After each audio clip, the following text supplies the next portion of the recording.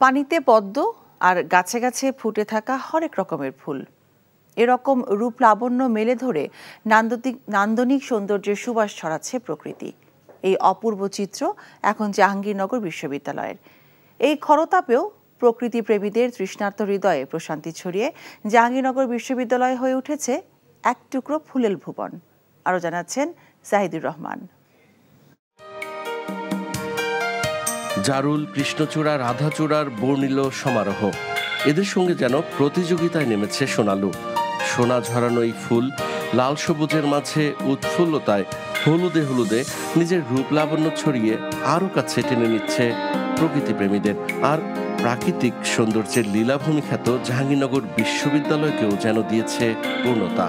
আমরা যারা স্টুডেন্ট তারা আসলে ব্লেসড যে একই সাথে আমরা পড়ছি, তার সাথে আমরা প্রকৃতির এই যে সৌন্দর্যটা উপভোগ করছি। এখানে আপনারা যদি দেখেন অনেক ধরনের ফুল আছে যেটা বাংলাদেশে খুবই রেয়ার। আপনার যখনই মন খারাপ হবে বা প্রকৃতির খুব কাছে আসতে ইচ্ছা করবে, চলে আসবেন জাহাঙ্গীরনগরে।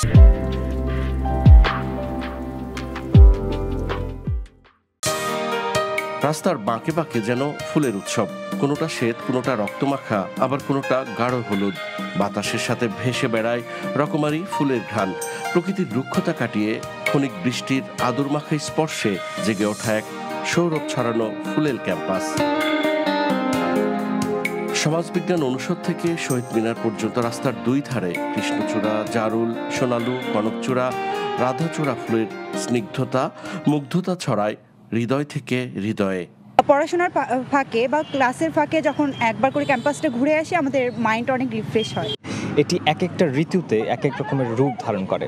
এই যেরকম হচ্ছে বসন্তকালে আপনি দেখবেন যে হচ্ছে আমাদের ভার্সিটিটা ফুলে ফুলে ভরে যায়, ঠিক তেমনিভাবে শীতকালে যে পাতা ঝরার আবেশ সেটি অনুভব করা যায়। এই বিশ্ববিদ্যালয়ের বিশেষত্বই হচ্ছে এই বিশ্ববিদ্যালয় সবুজ, আর এইখানের একজন স্টুডেন্ট হতে পারে আমি সত্যি গর্বিত। নগর জীবনের জীর্ণতা ভেঙে নিজেদের মন প্রাণকে সতেজ করতে ফুলে ফুলে সুশোভিত প্রকৃতির এই স্বর্গরাজ্যে ভিড় করেছেন দর্শনার্থীরা। নিজেকেও রাঙিয়ে নিচ্ছেন প্রকৃতির উজাড় করা সৌন্দর্যে। Jahidur Rahman, NTV news, Savar, Dhaka.